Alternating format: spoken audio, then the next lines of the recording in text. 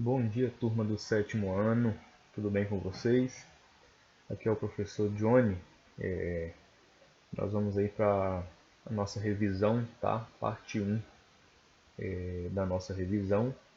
E aí nós vamos começar aí com um mundo de formas geométricas, né? Que a gente começou em sala de aula e acabou terminando aí em videoaulas, tá? Depois nós vamos para olhando de maneiras diferentes, tá? E também experiências com sólidos, certo? E vamos falar um pouquinho dos números negativos, ok? Nós não vamos aprofundar muito, nós vamos deixar para a parte 2, que será na próxima aula, tá? E aí, pessoal, as páginas solicitadas aí serão da página 52 até 72, né? E das páginas 95 até 101, tá certo? Onde abrange aí esses conteúdos que nós temos aí por tema hoje, né, dia 24 de 4, né, de 2020, tá certo, pessoal? Muita atenção, certo? Em todo o desempenho aí, todo desenvolver aí da aula, tá? Qualquer dúvida, vocês podem chamar no privado, todo mundo aí sabe, né? Tem um número que envia as atividades, tá? Então eu conto com a colaboração de vocês aí. Olha só, pessoal, nós temos o primeiro conteúdo aí, representações e decomposições, tá? No nosso mundo, né, está repleto de formas interessantes, né? Para estudar suas propriedades, costumamos representá-las por formas geométricas, né? Nós sabemos, pessoal, que nós encontramos aí boa parte de objetos, formas até na natureza, né? Qualquer lugar que você olhar, você vai perceber formas geométricas, né, de diferentes modos. Então, o que acontece?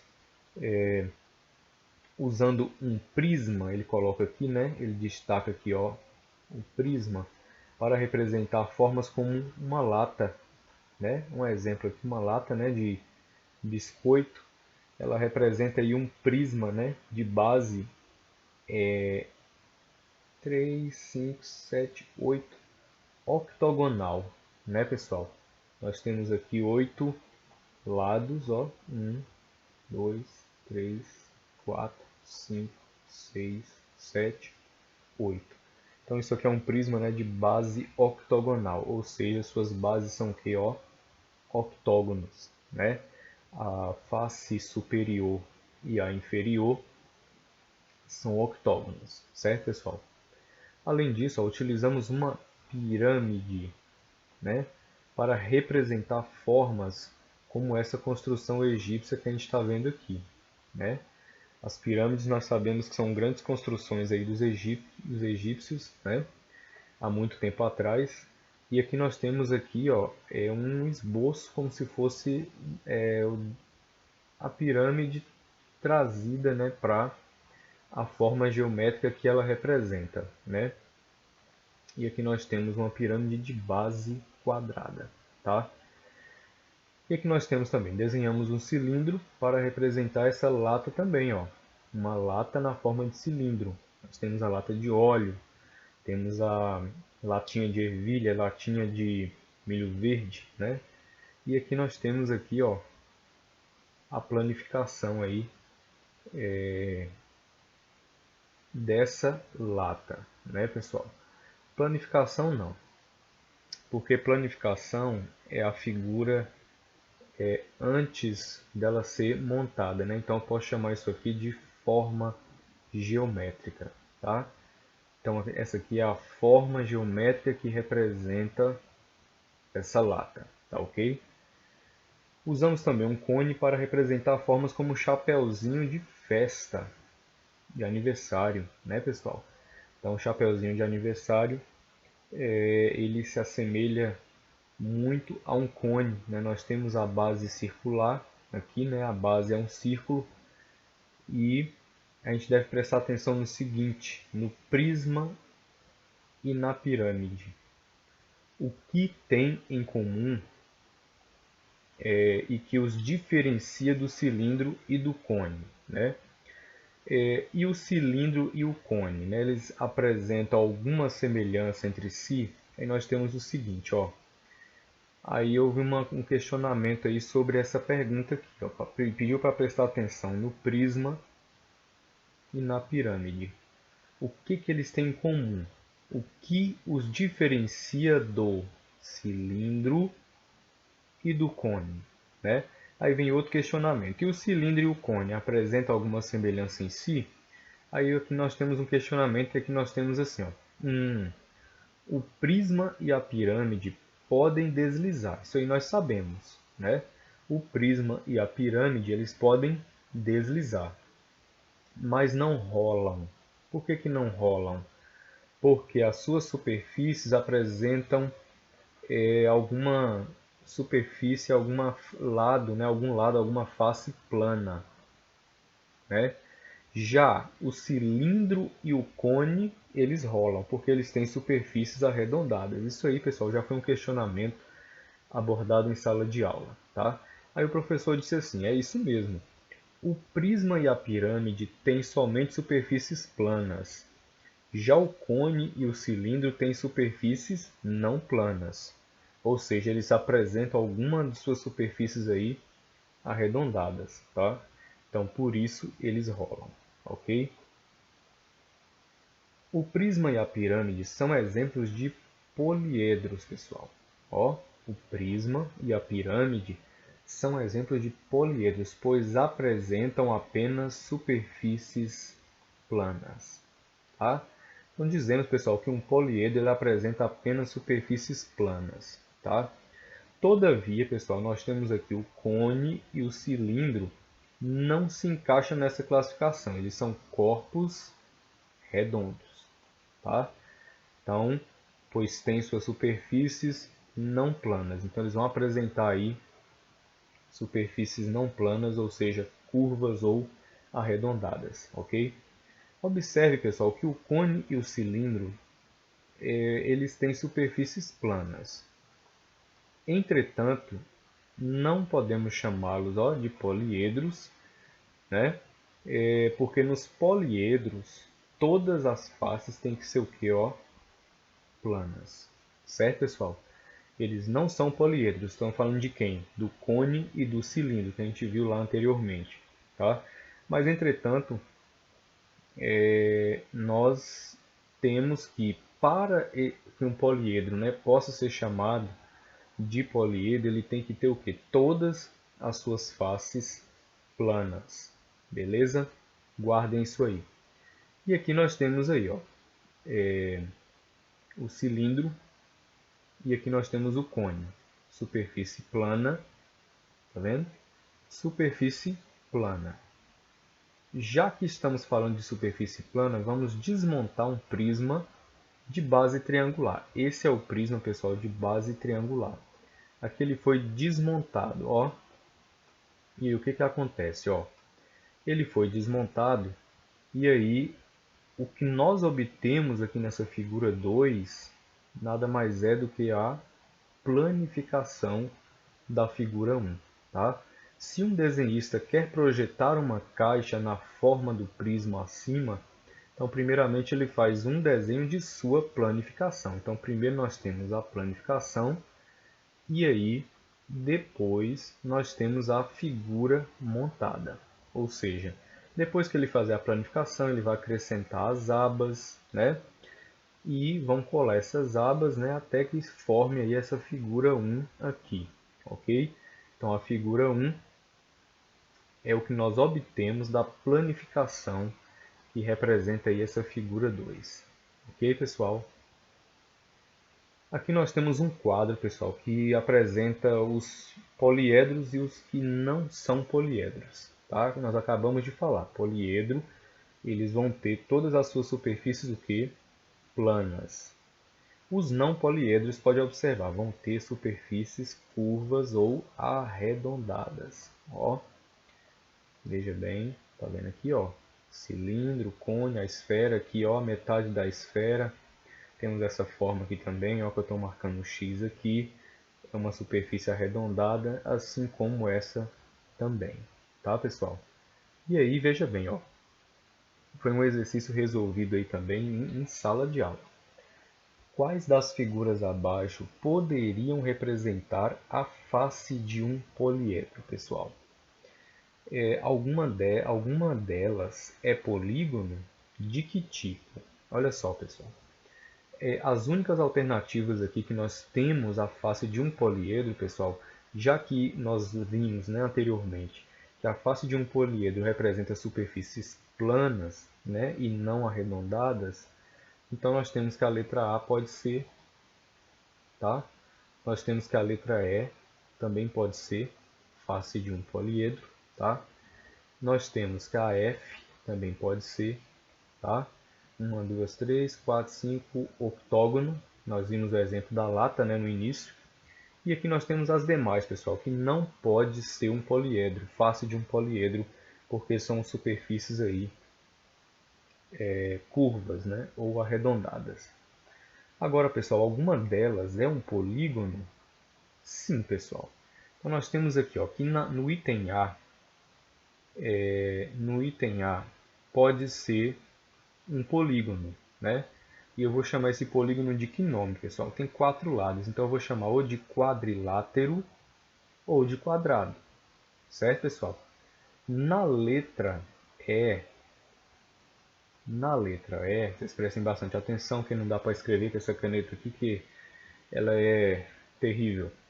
Então, pessoal, aqui nós temos 1, 2, 3, 4, 5, 6, 7, 8, 9, 10, 10. Então, pessoal, 2, 4, 6, 8, 10, isso mesmo. Essa letra E tem 10 lados. Pode ser a face de um poliedro? Sim. Pode ser também um polígono? Sim. Tá aqui, ó, pessoal. O polígono, tá a linha aqui, né? A linha poligonal é fechada. Então, o contorno é fechado. Nós vimos que para que um polígono exista, né, o contorno tem que ser fechado, não pode ter superfície curva, né, e também não pode ter um cruzamento aí desse contorno, tá? A gente pode perceber esse cruzamento aqui, ó, na letra D, tá vendo? Além do cruzamento da linha poligonal, a gente tem aqui a superfície arredondada, tá? Portanto, pessoal, sim, aqui a letra E pode sim representar a face de um poliedro, né? E também pode representar um polígono de 10 lados, então nós vamos chamar de decágono, tá, pessoal? Lembra que a letra A é quadrilátero ou quadrado, né? E aí nós temos a letra F, né? A letra F, pessoal, é uma figura de 8 lados, então vai ser o que? Um octógono, ok? Então, só para a gente dar uma relembrada aí na questão de polígono. E aqui nós temos o seguinte, pessoal, essa nota aqui, ó, deixa eu apagar aqui o que eu risquei ali para ficar fácil de ler. Olha aqui, nota, um polígono deve ter o seu contorno fechado, nós acabamos de falar sobre isso, e não deve apresentar cruzamento, ou seja, deverá ser o que? Simples. O que é simples? É o contorno. O contorno deverá ser simples e também não deve apresentar superfície curva ou arredondada. Certo, pessoal? Observe as seguintes figuras e marque aquelas que são polígonos. Vamos voltar ali, pessoal? Polígono deve ter seu contorno fechado, não deve apresentar cruzamento, ou seja, o contorno deve ser simples, né? E também não deve apresentar superfície curva. Então, olha aí, pessoal. Tem cruzamento aqui, ó, na linha poligonal. Então, não vou marcar E. Aqui tem superfície curva, ó. Não vou marcar D. Olha essa C. Tem só segmentos de reta, pessoal. Tá vendo? Então, vou marcar C. Beleza? Na letra B tem superfície curva, não vou marcar. E na letra A, só segmentos de reta e o contorno é simples. Certo, pessoal? também não é aberto, tá? Então lembra que também não pode ser aberto. Então ficamos com a letra A e a letra C. Nessa daqui, pessoal, nós vamos determinar o número de vértices, faces e arestas em cada caso. Vamos começar aí, ó, com o item A. O número de vértices no item A é 8, pessoal. O que é os vértices, né? Os vértices são as quinas, né? Então nós temos aqui uma, duas, estou marcando aqui, ó. Vou marcar com um marcador de texto que fica melhor. Marca texto, vamos pôr a cor aqui, vermelho. Então nós temos aqui, ó, os vértices. Então as quinas 1, 2, 3, 4 aqui, aqui vem 5, 6, 7 e 8. Então tá aqui, vértice igual a 8. Certo, pessoal? Agora as arestas são 12. O que são as arestas? Ó, a aresta, pessoal, é a união. Cada vez que você une os segmentos de retas para formar os lados da figura, você obtém aí as arestas. Então aqui a aresta 1, aqui você tem 2, aqui você tem 3 e aqui você tem 4. Nessa lateral aqui você tem mais 4. Então 1, 2, 3, 4 já são 8. Então aqui 9, 10, 11 e 12. Então a aresta, ó, 12. E as faces, pessoal, são 6, ou seja, você vai ter 4 laterais e uma face aqui, ó, inferior, e a lá de trás, que eu posso também imaginar, né, como inferior superior, né, ou frontal e traseira, né? Então, faces total 6. Ok, pessoal? No item B, o número de vértices, pessoal, ó, é 6. Vamos contar, ó, 1, 2, 3 em cima, com 3 embaixo, dá um total de 6.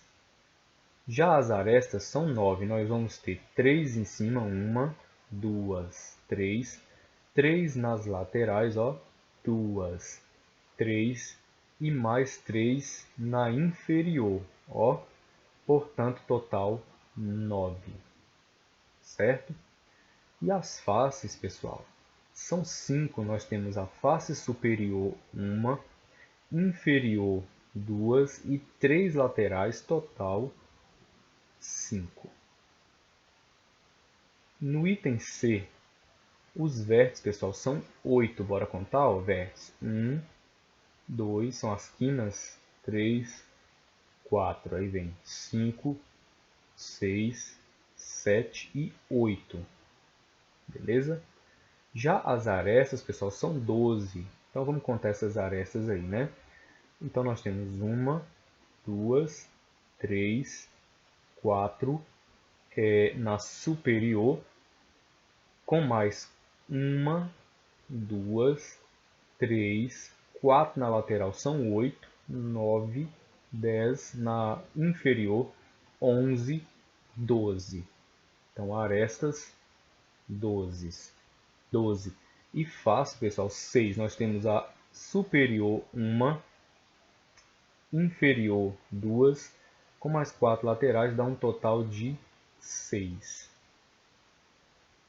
No item D, os vértices são 5, pessoal. Ó, 4 na base, 1, 2, 3, 4, com mais aqui de cima, 5.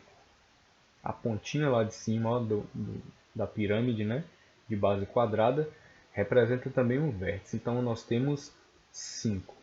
As arestas são 8. Nós temos 4 na base, 2, ó, 3, 4 e 1, 2, 3, 4 nas laterais, pessoal. Então, total 8. E as faces, pessoal, são 5. Nós temos 4 na lateral com a base total 5. Ok, pessoal? Então, pessoal, nas pirâmides, o número de vértices é sempre igual ao número de faces. Ok? E, pessoal, aí no item E, nós temos aí, ó, o número de vértices igual a 6. Bora contar. 1, 2, 3, 4, aí vem aqui 5 e aí vem aqui, ó, 6.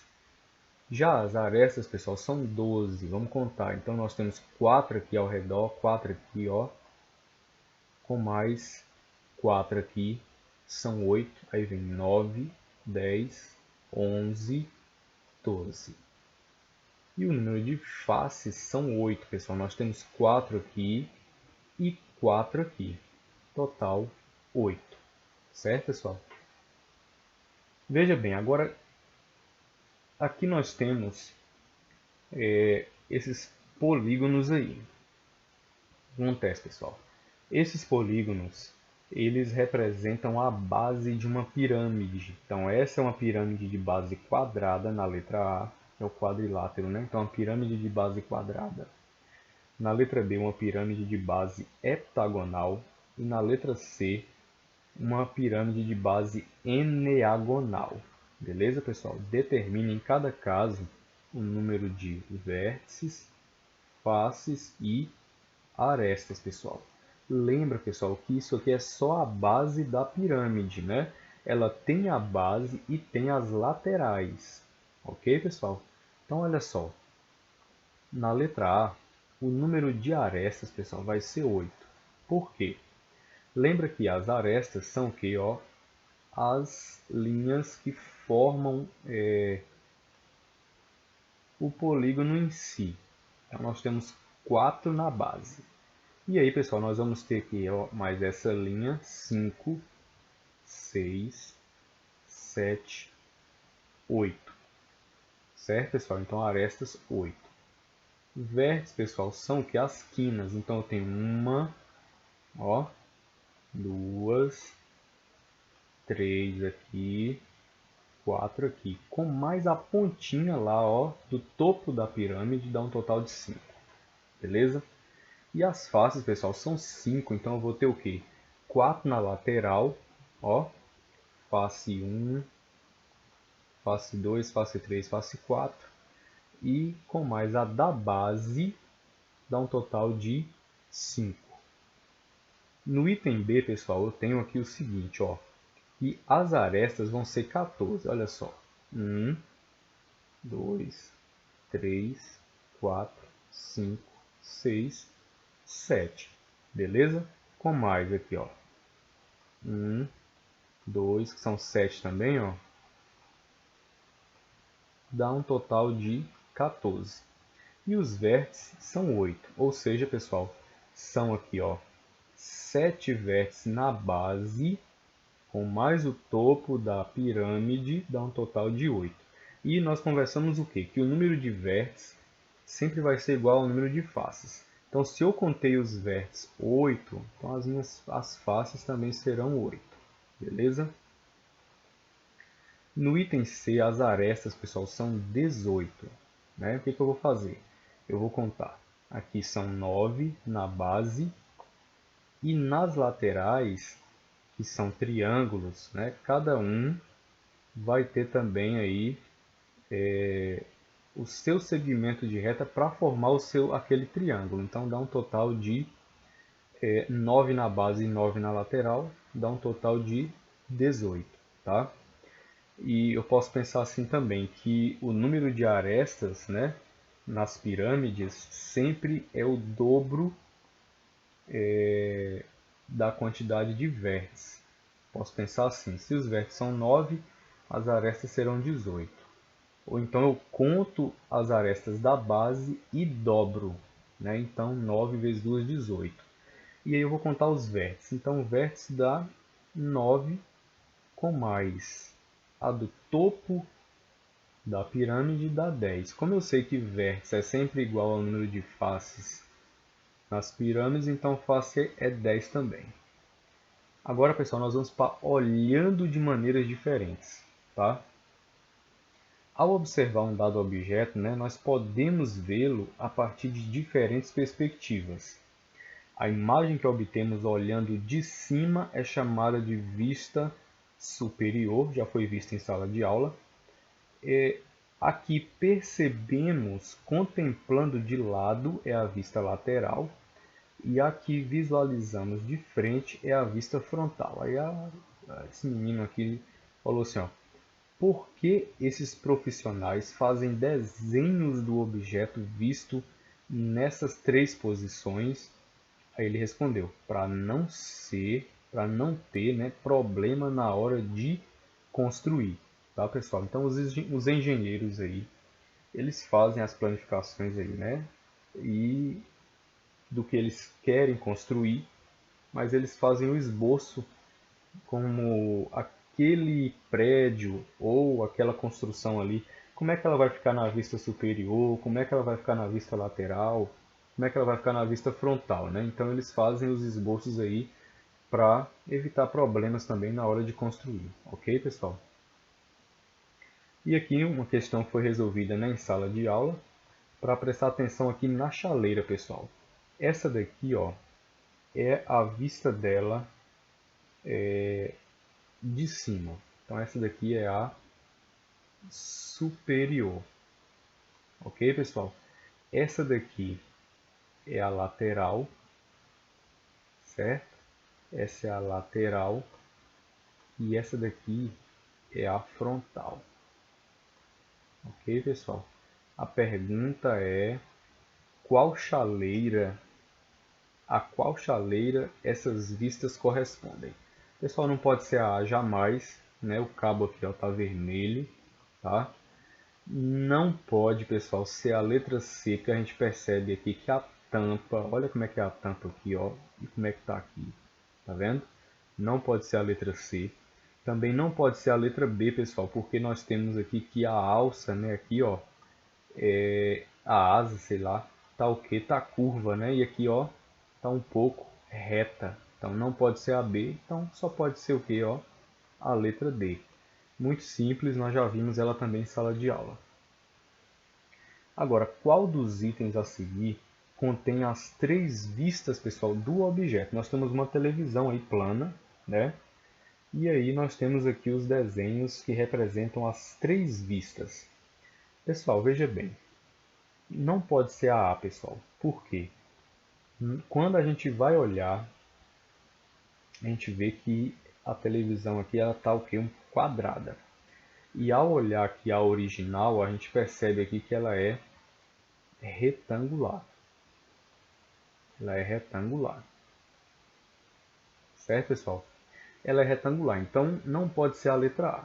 Beleza? Então nós já vamos aí descartar a letra A. Agora, pessoal, veja bem, nós temos essa letra C.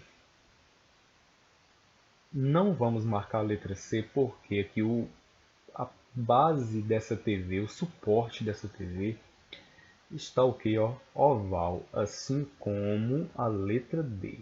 E a gente percebe que o suporte dela aqui é retangular. Beleza? Portanto, pessoal, só nos resta marcar, ó, a letra B. Certo, pessoal? É a letra B que representa a vista frontal, a vista lateral e a vista superior dessa TV aqui. Certo, pessoal? Dava para confundir aí um pouco com a letra A, né, pessoal? Dava para confundir. Porém, nós sabemos, né, que mesmo que aqui a gente olha, parece ser quadrada, mas a gente vê que a gente está olhando ela, né, um pouco assim na lateral, né, então ela não passa de que de um retângulo, né, então a face dela, a vista dela frontal vai ser um retângulo, certo, pessoal? Então vamos continuar aí. E aí, pessoal, nós chegamos agora nos números negativos, tá? E vamos lá, prestem atenção. Então, que tal um desafio? Pense no menor número que puder. Pensaram aí? Menor número que puder. Será, pessoal, que alguém pensou no zero? Se sim, ó, eu preciso te contar que há alguns números que conseguem ser menores do que ele, ou seja, menores do que o zero, tá, pessoal? Alguns não. existem infinitos números menores do que zero, tá, pessoal? E é bem provável que você já os tenha visto por aí. Sempre que estamos no inverno, as temperaturas o quê, ó? Elas caem, né, pessoal? As temperaturas caem. Em alguns lugares, essa queda de temperatura pode ser uma temperatura acima de 0 graus, né? Mas em alguns lugares as temperaturas podem chegar abaixo de zero. Algumas cidades, ó, do sul do Brasil chegam até mesmo nevar. Quando isso acontece, a temperatura está o quê? Ó, menor do que zero. Em Urupema, cidade de Santa Catarina, a temperatura já chegou a atingir ó, menos 6,8 graus Celsius no ano de 2013. Ou seja, pessoal, 6,8 graus Celsius está o quê? Abaixo de zero, tá? Ó, vou propor-lhe um novo desafio, só que dessa vez a perguntinha é rápida. Vamos lá. Você tem R$ 5, tá, em sua carteira. Perde uma aposta para o seu amigo e fica devendo R$ 8 para ele. Após pagar a aposta, qual será a sua situação? Pessoal, olha aí. Nós vimos aqui que você tinha R$ 5, né? E aí você perde a aposta e fica devendo 8. Então você pega esses R$ 5 e dá para o colega que você perdeu a aposta. O que acontece? Você fica com saldo negativo. Seu saldo fica de menos R$ 3. Então, pessoal, tudo que a gente viu aqui nesse texto representa o que? Necessidade de se criar os números negativos. Porque até então nós só tínhamos o conjunto dos números naturais, que são todos os números positivos e mais o zero. Não é assim, pessoal? Então começa do 0, 0, 1, 2, 3, 4, 5 é infinito. Todas essas situações que nós lemos aqui, número menor do que zero, temperatura abaixo de zero, a ideia de dívida, ou seja, a ideia de saldo devedor, né, pessoal? Eu não poderia realizar nenhuma dessas operações ou imaginar essas situações aí conhecendo apenas os números naturais, tá? Então houve a necessidade de se criar aí, ó, o conjunto Z, que é o conjunto dos números inteiros. Tá certo, pessoal? Os números negativos que citamos, assim como todos os outros existentes, pertencem ao conjunto numérico muito especial chamado conjunto dos números inteiros, que pode ser representado pela letra Z. Os números inteiros são formados pelos números naturais, tá, pessoal? Eles pegam aí os números naturais e também os números negativos e além do zero. Então ele pega aqui os naturais, ó, os naturais, tá vendo? Inclusive o 0, 0, 1, 2, 3 reticências, e aí ele sai pegando aqui os seus opostos, ó, menos 1, menos 2, menos 3 reticências. Então nós temos infinitos números tendendo para os positivos, infinitos números tendendo para os negativos, tá, pessoal? Então esse conjunto aí, né, ele é dito como infinito positivamente e infinito negativamente, pois possui infinitos números positivos e negativos. Opa, deixa eu apagar isso aqui. Então o que acontece, pessoal? Ó, outra forma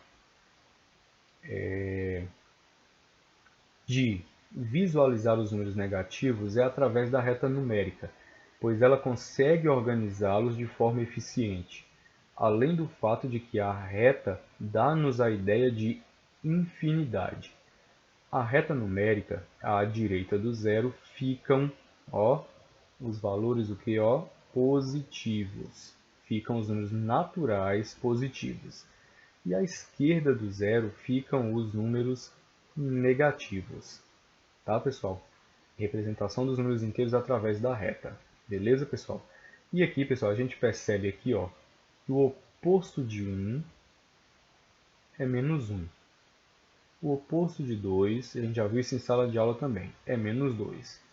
E o oposto de 3, ó, é menos 3, e assim por diante. Então, eles são opostos ou simétricos, porque existe uma simetria aqui, ó, entre eles, tá? Há algumas situações em que não é adequado utilizar todos os números inteiros. Para esses casos, temos alguns conjuntos numéricos especiais e suas representações. Pessoal, aqui eu já fiz em sala de aula também, ó. Conjunto dos números inteiros agora não nulos, ou seja, sem o zero. Então nós vamos colocar aqui z com esse asterisco aqui, tá? Z asterisco. Então nós vamos ter infinito para o menos, aí vem menos 3, menos 2. Coloquei apenas alguns números aqui para representar. Zero não consta, porque tem um asterisco. O asterisco faz o zero sumir. Aí vem 1 positivo, 2, 3 positivo e infinito, tá? São os números inteiros não nulos, ou seja, diferentes de zero. Então, zero não entra, tá? Por isso que vem z asterisco. Agora, conjunto dos números inteiros não negativos, ou seja, pessoal, z+, ó. Se está sem o asterisco, o zero vai entrar, ok? Então, nós temos 0, 1, 2, 3 e infinito. Então, esse conjunto Z+, ele é semelhante, né? Ele é igual ao conjunto N, tá? É igual. Posso dizer assim. E aqui, pessoal, nós temos o conjunto dos números inteiros positivos, apenas os maiores do que zero. Ou seja, eu vou pôr Z, o asterisco que faz o zero sumir, e o mais. Então, eu vou ter 1, 2 e 3 e reticências. Só os positivos, fora o zero. Aqui nós temos conjunto dos números inteiros não positivos. Ou seja, ó, se fala não positivos, não vai haver nenhum número positivo, tá? Vai haver zero? Vai. Ué, mas zero é menos? Zero é neutro, pessoal. Ele não é mais e nem é menos. Então ele tem que entrar no conjunto, porque só quem tira o zero é o asterisco que nós falamos sobre isso. Então z menos, menos 3, menos 2, menos 1, 0 e é infinito para os negativos, tá certo? Conjunto dos números inteiros negativos agora, claro, fora o zero, asterisco e menos. Tirei o zero, então fica menos 1, menos 2, menos 3 e infinito, certo, pessoal? E aqui do livro de vocês tem o que são números negativos. Até agora conversamos somente a respeito do número zero e de outros números maiores do que ele. Você consegue imaginar algumas situações em que seja necessário usar números menores do que zero? Nós falamos sobre essas situações, pessoal, no slide anterior, tá? Mas aí o livro de vocês ele traz uma situação 1. Na cidade de Curitiba, no Paraná, às vezes há uma grande variação de temperatura ao longo do dia. Em 1975, até caiu neve por lá. Em um desses dias de inverno rigoroso, veja o que aconteceu. A temperatura marcava aqui, pessoal, 2 graus. E aí ela foi, de repente, aí, ó, esfriou, foi parar em menos 1. Tá? Aí nós temos a temperatura estava 2 graus acima de zero, ou seja, essa temperatura era positiva. Aí em seguida ela caiu 3 graus, ou seja, chegou a, temos aqui, ó, menos 1, tá vendo? Menos 1 grau abaixo de zero. Ui, que frio. Então, pessoal, você estava em menos 2 e você tem uma queda de 3 graus. Então, ó, está em menos 2, cai 1, vai parar no menos 1, cai 2, cai 3. Você para onde? Quer dizer, está em 2, né? Cai 1, para no 1. Cai mais 1, vai para o 0. Cai mais 1, vai para o menos 1. Tá ok? Então, o termômetro registra menos 1. Tá? Frequentemente dizemos que a temperatura de 1 grau abaixo de zero é uma temperatura assim, né? Menos 1 graus Celsius. Podemos escrever a situação acima da seguinte maneira. Então, olha só, pessoal. Estávamos em 2 graus, aí caiu, significa menos 3 graus. Qual é o resultado disso? Menos 1, pessoal. Por quê? Pela regrinha que a gente estudou, né? Sinais diferentes, que subtrai e conserva o sinal do número maior, que é o do 3, então nós temos menos 1. Tá? E também não é necessário tanto pensamento para a gente descobrir isso aí, pessoal. 2 menos 3 é claro que é menos 1, só ficar devendo 1. Agora, alguns probleminhas aí, pessoal. Uma plataforma de petróleo tem 48 metros de altura. Ó, só a plataforma em si, ó, ela tem 48 metros de altura. Ou seja, do nível do mar para cima, ela tem 48 metros de altura. Sabendo que a tubulação, essa tubulação aqui, pessoal, ó, vai daqui até lá o fundo do mar, tem 238 metros de profundidade. Qual será a altura da torre com a tubulação? Quer saber, pessoal, a altura da torre, olha só, com a tubulação. Então, o que nós vamos ter que fazer? A torre será de 286 metros, ou seja, a gente pega a tubulação, que é 238 metros, está aqui, ó, 238 metros, e soma, pessoal, ó, com a plataforma de 48 metros. Dá um total de quê? 286 metros. Tá, pessoal? Uma plataforma de petróleo tem um tubo cuja extensão vai desde 220 metros acima da superfície do mar até o fundo do oceano naquele local, a 150 metros de profundidade. Qual é o comprimento total desse tubo? Pessoal, olha aí de novo, ó. O comprimento do tubo vai ser o que? Nós temos aqui, ó, uma plataforma de petróleo tem um tubo de extensão 220 metros acima da superfície do mar. Então ela vai de 220 metros acima do nível do mar até 150 metros abaixo. Como quer saber o comprimento total, pessoal? Basta somar essas duas unidades de medida aí. Ou seja, vamos somar a altura aí que nós temos na extensão do tubo acima do nível do mar, que é 220, está aqui o 220, mais a tubulação aí que se encontra, né, até o fundo do mar, que é a 150 metros abaixo do nível do mar. Então, mais 150, que é igual a 370 metros. Tá, pessoal? Aí talvez pode alguém falar assim, ué, mas esses 150 metros aí abaixo do nível do mar, ele não é uma coisa negativa? Sim, pessoal. Mas nós estamos falando de comprimento. Tá? Então, quando eu estou falando em comprimento, distância, eu não posso ter um comprimento negativo nem uma distância negativa. Tá?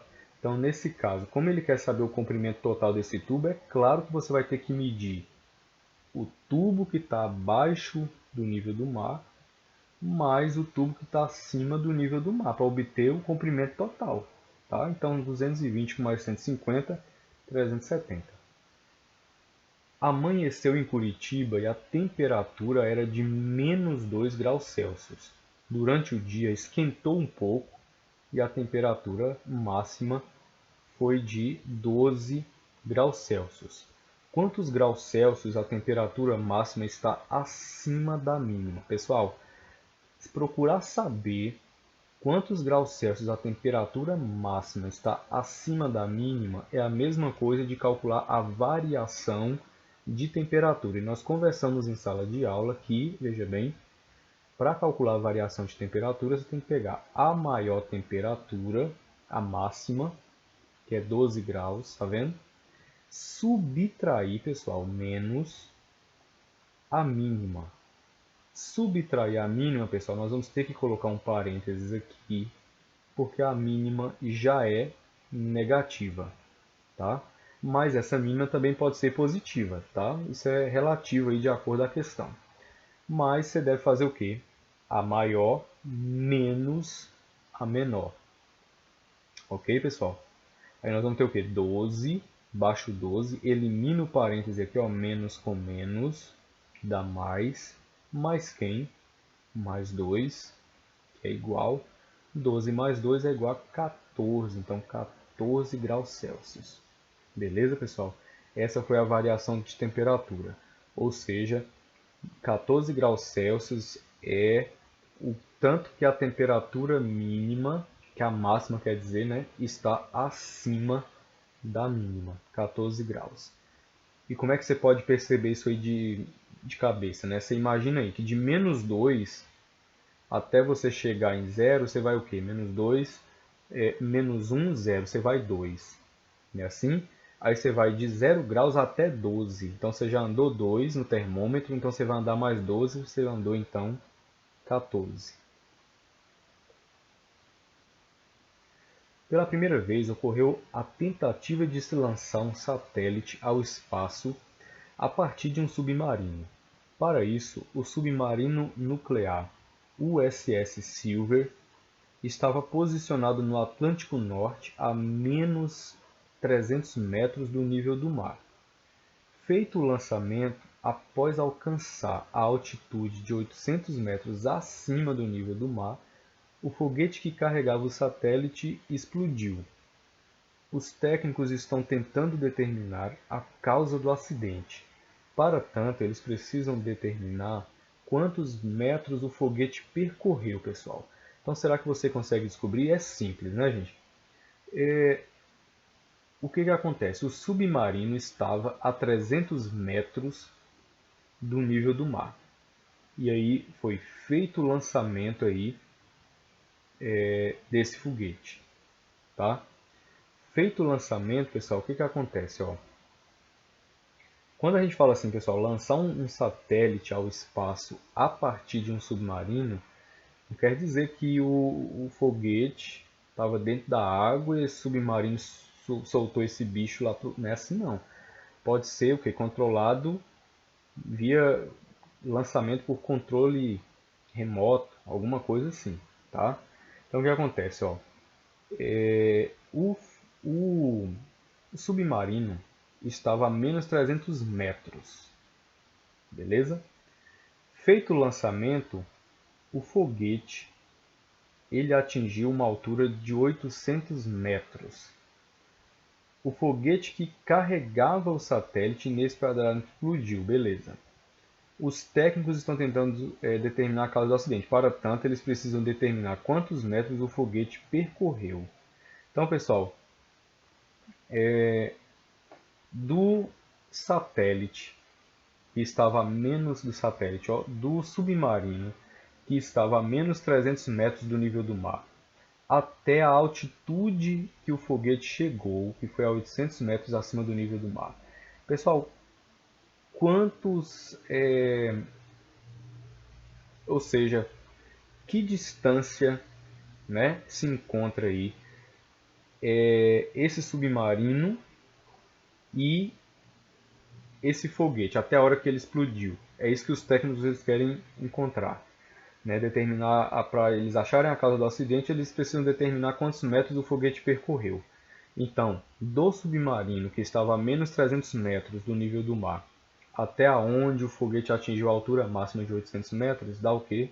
Olha só, 300, ou seja, do submarino até o nível do mar, né? Nível 0, nível do mar, 300, mais a altitude que atingiu aí o foguete, que é 800 metros. Então, 300 mais 800, 1.100 metros. Também já foi questão aí que a gente resolveu em sala de aula.